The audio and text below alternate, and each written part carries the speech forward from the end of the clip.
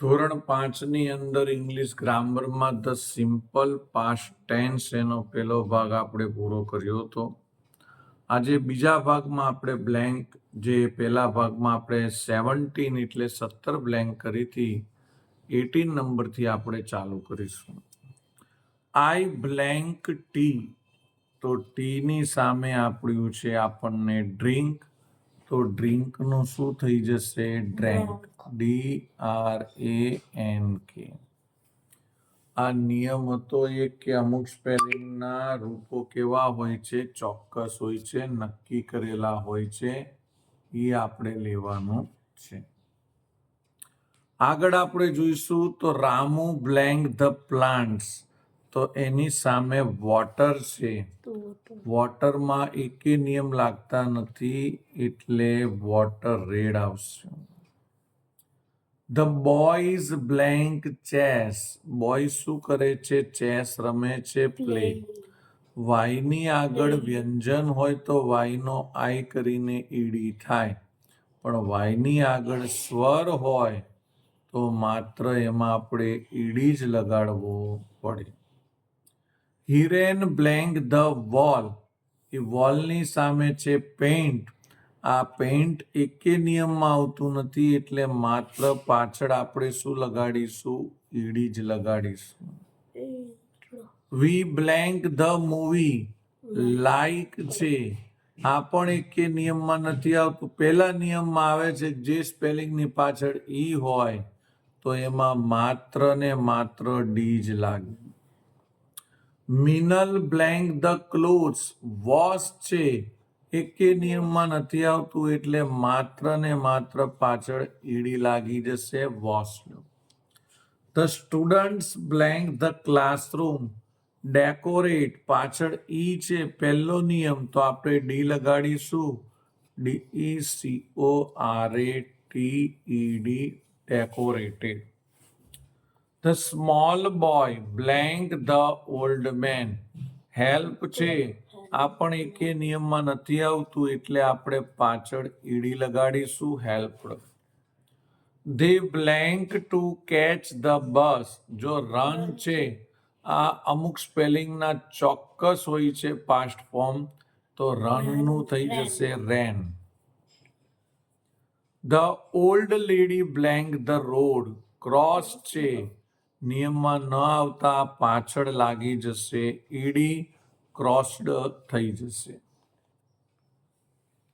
વી blank cartoon films, ચલો watch છે તો આપણે શું લખીશું? એકે નિયમમાં નથી આવતું એટલે આવી જશે watched. Ramu blank mangoes, pick છે. પીકનું શું થશે? તો પીકનું થશે picked. Grandfather blank slowly, walk છે, નિયમમાં ન આવતા આપણે કરી દઈશું walked. The farmer blank under a tree, sleep છે, સ્લીપનું એક ફિક્સ છે, સ્લેપ્ટ. એમાં પછી ઈડી ના આવે, સ્લીપનું slept. They blank a prayer, say છે, સેનું પણ ફિક્સ છે ભૂતકાળ, સેડ. SAY, સે, એનું said. They blank the pictures, colour છે, એકે નિયમમાં ન આવતા એમાં થઈ જશે કલરેડ. આકાશ બ્લેન્ક એ સોંગ, સિંગ છે, સિંગનું શું થઈ જશે? સેંગ. વેરી ગુડ, એનું પણ ફિક્સ છે, સિંગનું sang. I blank a loud noise, hear છે, આપણે એને હિયર્ડ કહીએ છીએ પણ અંદર શબ્દ આપ્યો તો હર્ડ. પછી અહીંયા લખ્યું છે we blank in the garden, sit છે, સીટનું ફિક્સ છે ભૂતકાળ, set. The teacher blank Mahesh, scold છે, એને આપણે બોલવાનું scolded. Neha blank milk, boil છે, તો બોઇલ્ડ કરી દઈશું. The naughty boy blank the dog's tail. Pull છે તો એમાં પણ આપણે ઈડી લગાડીશું. Hemant blank balloons. સેલ નહીં, સેલનું ફિક્સ છે સોલ્ડ. SOLD sold. હવે આપણે લઈશું એક્સરસાઇઝ 2. રેખાંકિત શબ્દોના ભૂતકાળના રૂપો બનાવીને વાક્ય લખો. ઉમંગ ઇટ્સ એન એપલ. તમે જોઈ શકો છો આખું સેન્ટેન્સ આપણે ઈ જ લખ્યું છે, પણ ઇટ્સ નું થઈ જાય છે ate. Father comes home early. તો આપણે લખીશું ફાધર. કમ નું થઈ જશે કેમ, પાસ્ટ ફોર્મ. પછી લખવાનું હોમ અને પછી આવશે અર્લી. કમનું શું થઈ જશે કેમ. વિનય ઇઝ સિંગિંગ એ સોંગ. તો આપણે લખવાનું વિનય. ઇઝ છે તો એનું થઈ જશે વોઝ. પણ મિત્રો તમે એમ વિચારતા હો કે સિંગનું અહીંયા સેંગ કરી દઈશું તો ના થાય.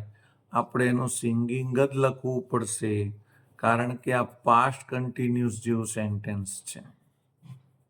એમાં ખાલી ઇઝનું જ વોઝ કરવાનું, આનું સિંગનું સેંગ નહીં કરવાનું.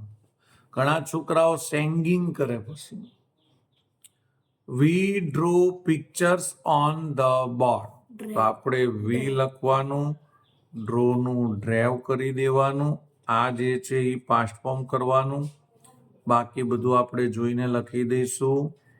Pictures on the board. હવે આપણે આગળ જઈશું ધીમે ધીમે. 4 નંબરનું sentence. The children are clapping there hands. તો ધ ચિલ્ડ્રન લખીશું આપણે. The children. જો આર છે, જેમ ઇઝનું વોઝ થાય એમ આરનું થશે વેર. ક્લેપિંગ એમનું એમ જ લખવાનું છે, એમાં કોઈ ફેરફાર નથી કરવાનો. Their hands. Their hands. They go home late. તો આપણે લખીશું ધે. ગોની જગ્યાએ જશે વેન્ટ. હોમ અને પછી આવશે લેટ.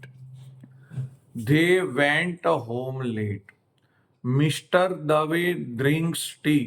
તો આપણે લખીશું mister Dave.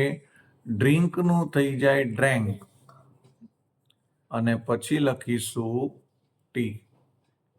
Yes is flying kites. તો આપણે લખવાનું યસ. ઇઝ છે તો એનું થઈ જશે વોઝ. ફ્લાઇંગનું આપણે ફ્લાઇંગ લખીશું અને પાછળ લખીશું કાઇટ્સ. આગળ હવે આપણે સેન્ટેન્સ જોઈશું. The teacher is standing near the table. આપણે લખીશું ધ ટીચર. ઇઝનું થઈ જશે was. Standing near the table. Near the table. Mrs Modi teaches us English. Mrs Modi. ટીચનું થઈ જશે ટોટ. TAUGHT. ટોટ us English. તો આપણે લખી દીધું અહીંયા English. We take our books home. ટેકનું થઈ જશે past form took. Our books home. That man is giving sweets to the poor. તો આપણે લખી દઈશું that. પછી લખીશું man. આ is નું શું થઈ જશે was. giving sweets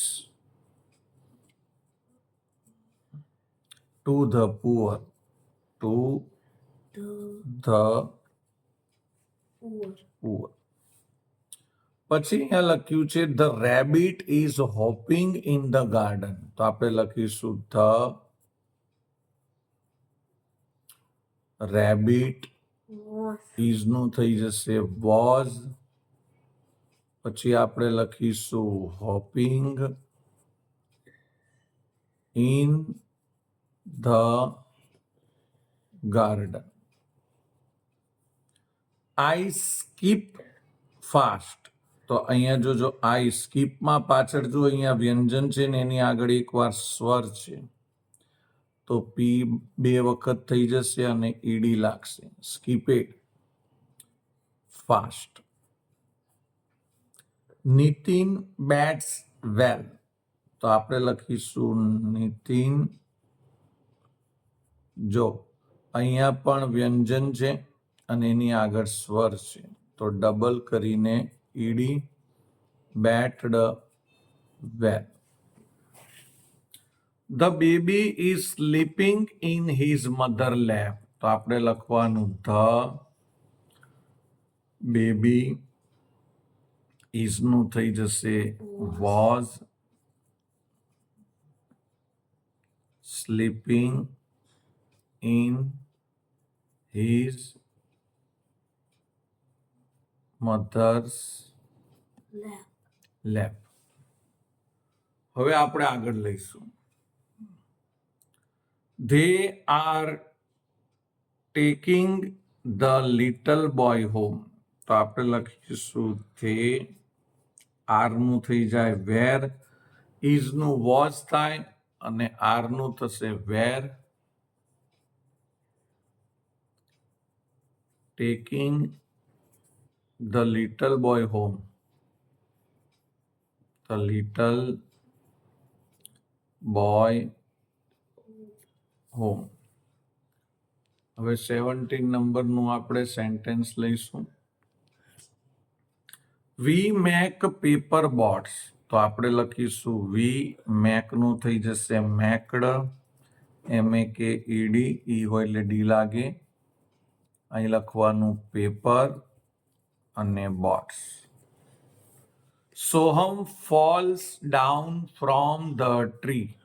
તો આપણે લખીશું સોહમ. ફોલનું થઈ જશે ફેલ પાસ્ટ ફોર્મ. પછી લખીશું down from the tree. From the tree. Ramu is driving the car. તો આપણે લખીશું રામુ ઇઝ નું થઈ જશે was driving the car. Kiran buys a new bag. તો આપણે લખીશું કિરણ.